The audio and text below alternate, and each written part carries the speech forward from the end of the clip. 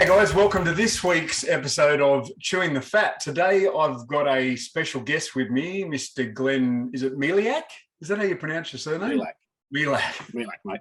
Yeah, move the I on the other side. How long I've been talking to you for, and you can't pronounce your surname properly. I've been coaching Glenn for how long now? Glenn, have you been on protocol? 12 weeks. 12 weeks so far, and Glenn's just been kicking goals. Pretty much the model coachee, just pretty much 1.5 to 2 kilos each week without fail, just following the protocol as designed.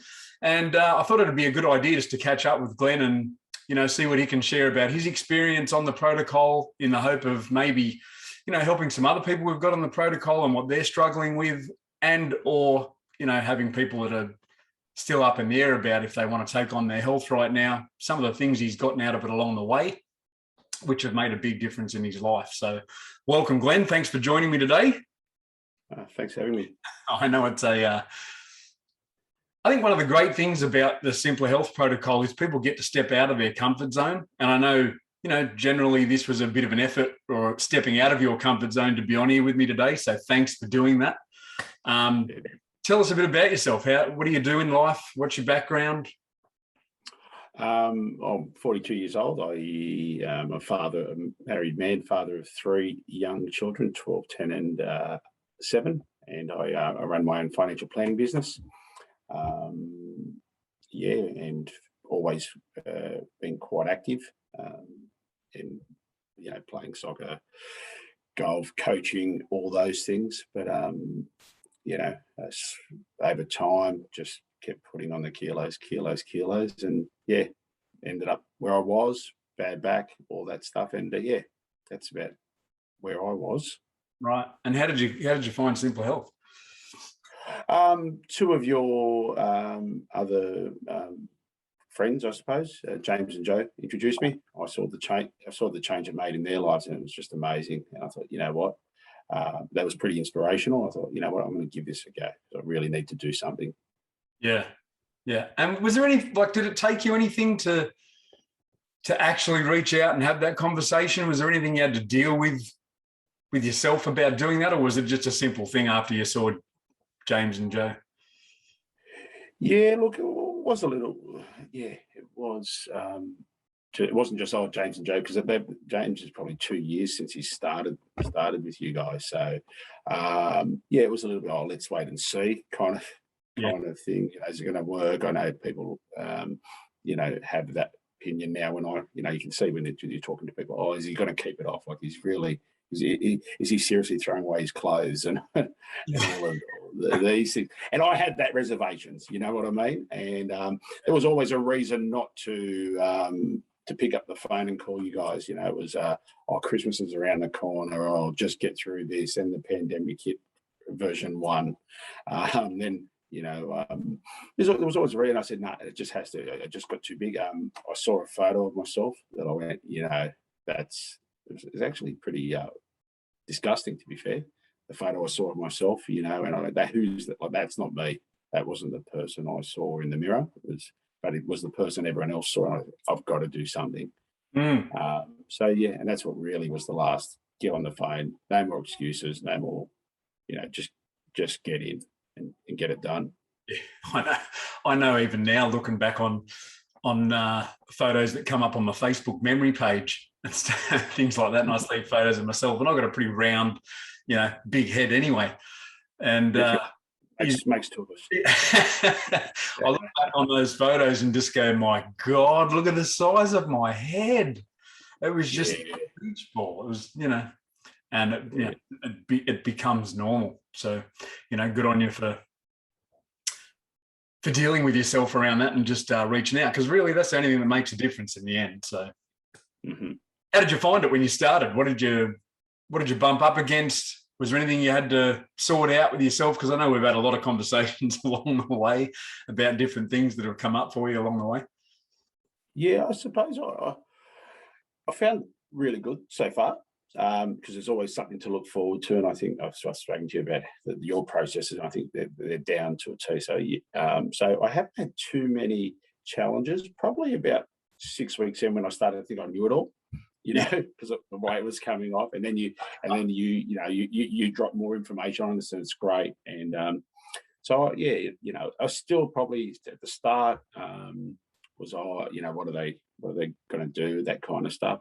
I got lucky. I'm going to say that I got lucky. It's not a good thing that this pandemic hit twice, but it broke all those habits the bad habits that I would have had to deal with. So I haven't had to deal with that. I haven't had to deal with, you know, don't have a couple of beers on a Thursday night after soccer training with the lads, not going to the club on a Friday night, or have your Friday lunch, you know, at the pub and just a couple of schooners, and then, you know, no Sunday footy and watching. And it just kind of, life revolved around, you know, obviously the family and my commitments, and then my association with friends, and it always involved food and alcohol. So, you know, that's for a lot of people, especially in Australia. That's right. So now, like, I haven't had to tell anyone else, you know, and I know I'm looking forward to that next challenge of when everything opens up, and let's hope it does very soon, sitting down in a pub and just, you know, I don't know how the next protocol goes, but I'm sure there'll be, I mean, I've seen James have a beer with me. You know what I mean? It's not forever, this stage where you're not drinking beer, drinking alcohol or anything like that. So I can get through that. And I think, you know, there'll be less reluctance for people to throw a beer or get in the shout, you know what I mean, when they see the change as well. So I think I've been lucky in that sense, really, really fortunate. Yeah. You know, I don't have to. That's going to be the challenge for you, though, right? Because in your case, it's been easy with COVID because you haven't had to deal with those things. Absolutely. You know, and that's going to be the next stage for you, is actually, you know, because we are going to be opening up now, is you're going to be in those environments, which is great, because then you're going to develop the muscle to be able to trust yourself. Not that you can't be in those scenarios and have a drink now and again, but how to be responsible for that when you are, and not reverting back to where you are. It's interesting, though, because some people that Dean and I coach are like, you know, COVID's killing me. If I wasn't home stuck all day, I wouldn't be bored and wanting to eat all the time. And other people are like, COVID's great. It makes it so easy. I can just have all my meals here when I need to and don't have to worry about organising myself. So, you know, it's different for each person. And I think I've got out of too is the benefit of being organised. It has, that really helped the process. So at first it was easy, like, you know, steam some broccoli,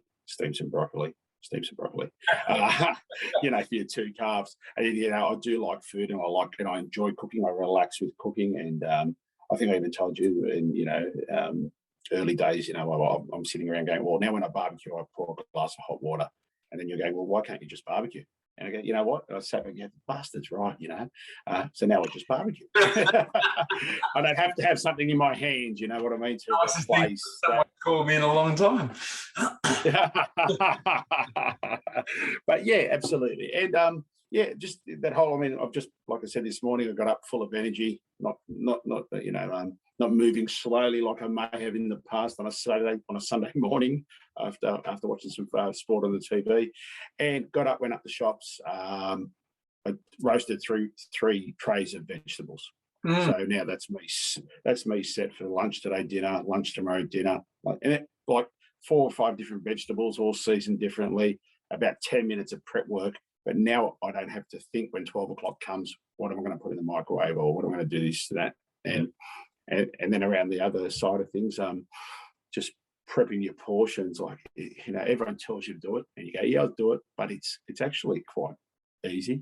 And like, even now, like my family, especially my wife, she's just eating out my meals because they're full of flavour, but I still prepared 2 portions. So there's, you know, it could, like, whether you like it or not, if you don't go from the butcher with a breast of chicken and put it straight in the fry pan. You do cut it up at some point in the process. So the fact that you go and do a whole heap of it in one go and then put it in some stack lock bags and, you know, weigh it up, no big deal. Like, really. And if you get to Wednesday night and what are you having for dinner, and the kids want some fajitas and you're going to have some grilled chicken, you pull out a couple of extra bags. It's kind of it's that being organised and that's I've really enjoyed that. Really enjoyed that. And then finding new ways to do things, and then, you know, YouTube's a wonderful resource, and you find new recipes, all this or that. So it's been good.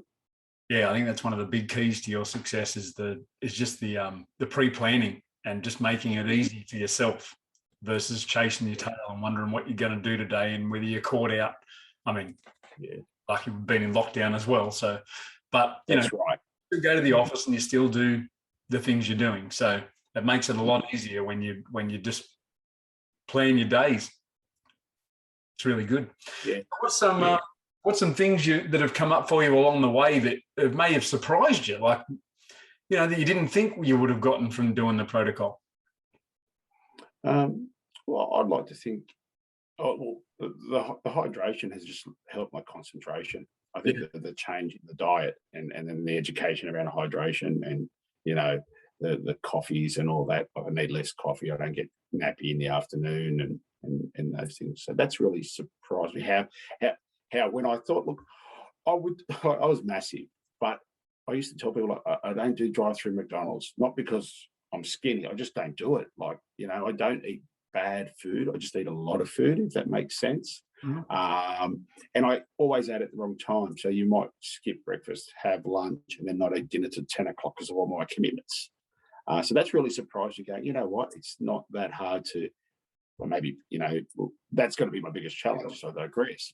When we go back to, dropping children off at, that 6 to 6:30 window that I give myself to fuel myself and feed myself, I could be on the road. So just deal with it. Put a bar in your bag. Cut up some fresh salad or something like that, and just be ready for it. Yeah. And don't be too cut up if it's 7 instead of 6:30 or 6. Yeah. You know what I mean? But So that's that's, I think, for me, the club and all that. I'm hanging out with mates because it's starting to open up. I can deal with. I think keeping the discipline up is going to be the big challenge. I can see when all the commitments open up and being around people and all that kind of stuff. Yeah. But, I know for me, along the way, when you come out the other side and you're, back into normal life, so to speak, having, maybe 1 or 2 days here and there where you not fall back, but you have a day out with people and, have a few beers and eat a load of crap. The result of that and how you feel the next day really pulls you back into line of, I'm not going back there again where that was normal because I really feel like crap now. I could see that. Yeah. So there's stuff to look forward to for you. Now, well, I look at things differently now, to be fair, Trev. I look at, and no judgment, no, I was a little kid. Kids are going to want little packets of chips. I get it. You know what I mean? But I look at it now and go, I used to, go just have a big, I wouldn't do it often, but have a big, and I don't think I could ever do that because I know that the lack of the impact that has on me. It's just, I look at things differently just through the education you provided me. Now, I thought, I knew a bit about nutrition. I knew nothing in regards to how to really read food labels and look at your plate and all those types of things. Food has an impact on your body as well. It's like when you have that knowledge and with the actual education around what this is doing when I eat it and how that affects my body, that's a different process than, I know that's not real good for me, but I'll go for a run tomorrow. Yeah, that's right. Completely different context. So, you actually notice it when you're eating those types of foods and the good foods as well. The good foods you're eating and you're actually thinking, well, I know what this is doing too. And this is why I'm eating it. Yeah, that's right. Yeah. So what do you do? How much have you lost so far? I've gone just over 30 kilos. So that's insanity. Just a couple to go. And able to, start running again, that kind of things. And I used to go for runs, but I just used to hurt after, and things used to wobble. Joints used to hurt. Things used to wobble. Look, I'm being serious. Like I touched on earlier that I was in a bad way with my back, and I kind of got over all that. But I was resigned to taking Panadol Osteo. For like just 2 tablets as part of my breakfast routine for the rest of my life. Yeah. Right.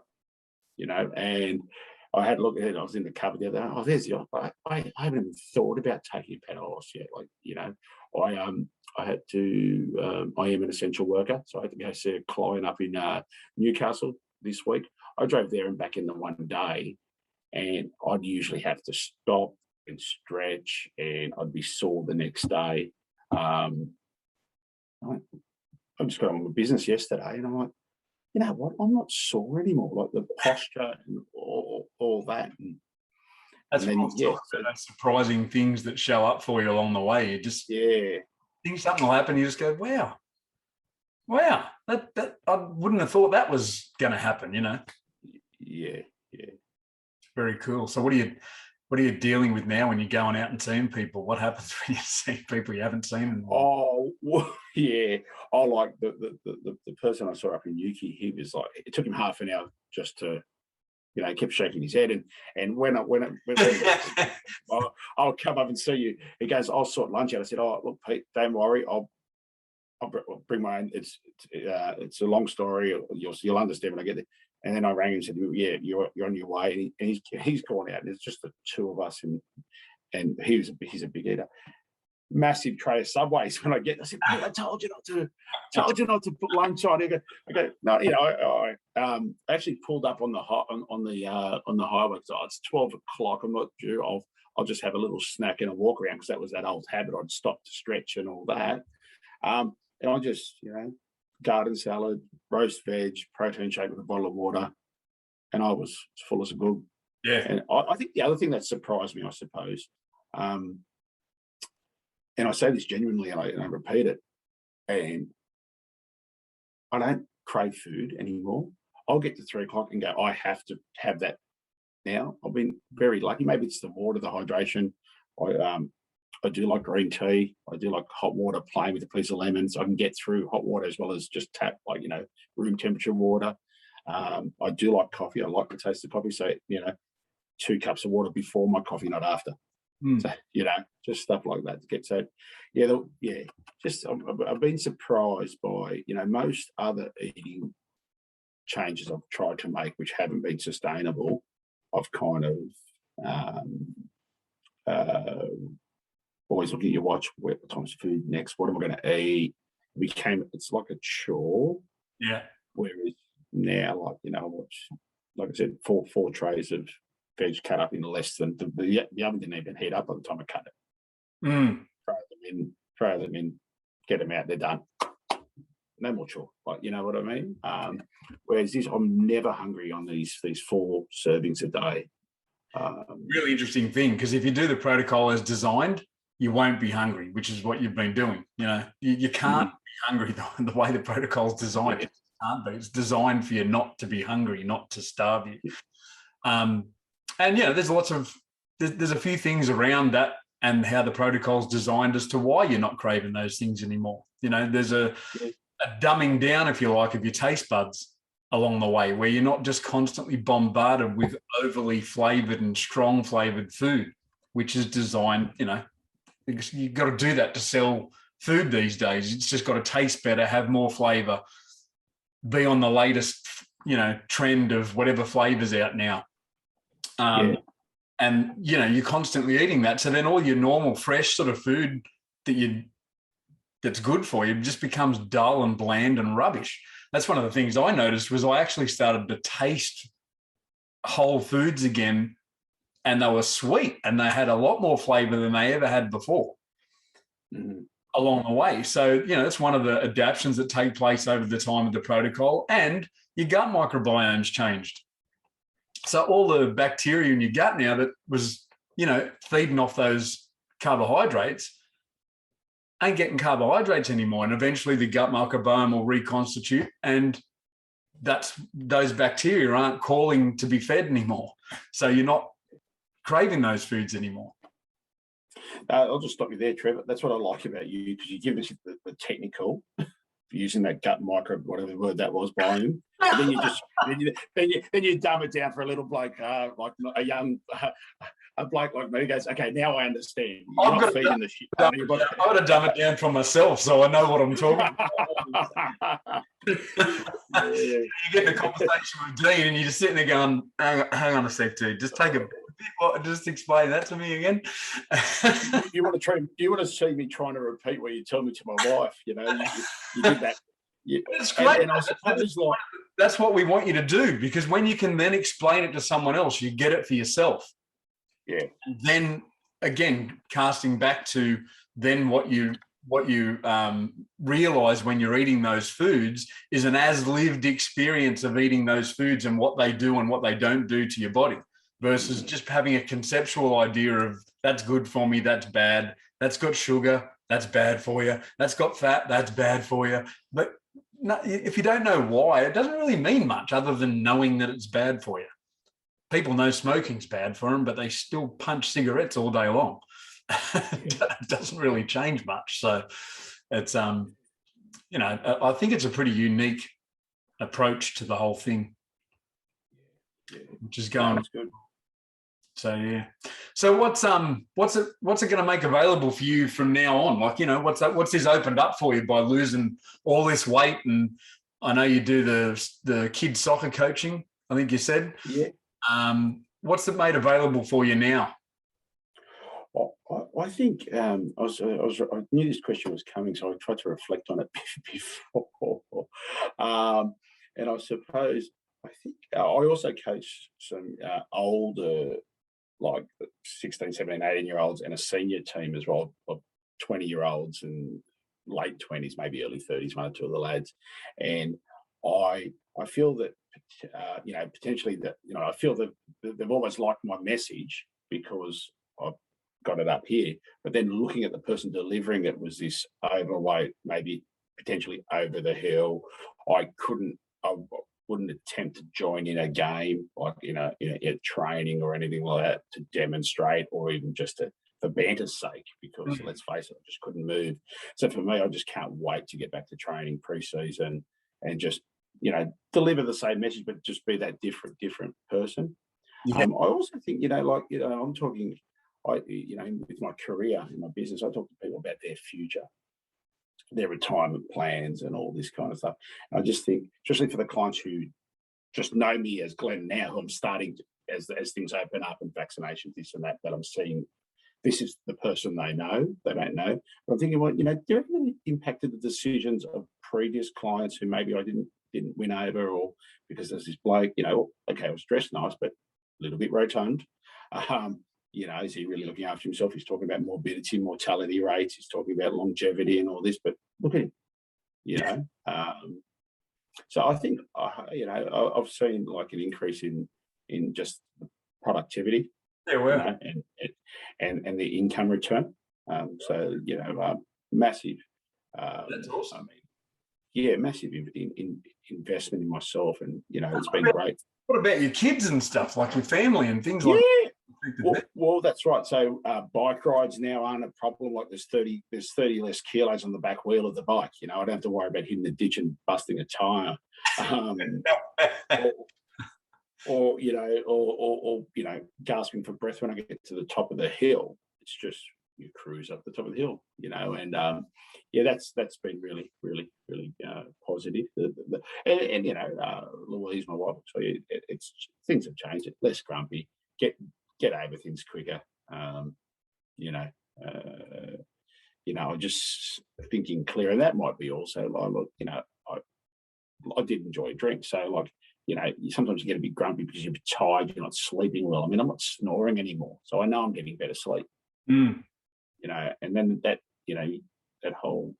that piece around long and good uninterrupted sleep. If you read up about that, that's like the new health craze, isn't it? Like how are you sleeping? How many hours are you sleeping? No more of these all-nighters, operating off 2 hours sleep because it's proving your efficiency is wrong the next day. But I mightn't have been working those big days, but was I really resting when I was resting? And then I'm seeing that I'm more productive, but I'm also like less irritable. I don't sweat the little things anymore. Like, Yeah. And that's all because of this and just the new attitude. Maybe talking to you once a week as well helps helps along the way. You get to live out your frustrations with me instead of taking. The neighbours have moved out because they're knocking down rebuilding, so their cat's not around for me to go and kick anymore. You might have to take that out before you put it up. I don't kick cats, everybody. The RSPCA knocking on your door. This guy said he was kicking the cat. Hilarious. That's awesome. I mean, even the kids, when you said about a kid coaching the soccer, I've got a mate that coaches representative sort of teenage level football. And, you know, the difference that's going to make in the kids' ability to adapt and learn the game versus exactly what we were just talking about as the as-lived type experience versus just being told about something. You know, they're going to get to see you demonstrate things now that they're going to get a better understanding of and be able to take on for themselves versus just being told, nah, that's not what I said. Nah, that's what I said. You know, it's all just instructional versus here's what I mean, guys. Oh, when you see it for yourself and you can put that into action yourself, it's a totally different experience for the kids. So you'll have to keep me up to date on how well the team performs this year versus previous years as well. Well, the last 2 years have been cut short. So let's just hope it'd be lovely to sit in this time next year and say we finished the season. Yeah, well, that's going to be a positive. But yeah, you'll gauge what we're going to and how, you know, the difference. Of course. Of course. So that'll be an interesting thing. We should catch up in a year or so and see how you're going with that. That'll be good. Awesome. Well, thanks for joining me today, Glenn. I hope everyone that was listening to that got something from that for themselves, either whether you're on the protocol or you're not. Thanks again for being a model coachee, Glenn. It's been an utter pleasure and privilege to be coaching you every week. I get something out of the conversations every week, believe it or not, not just you. So thank you. Thanks for being that. No worries.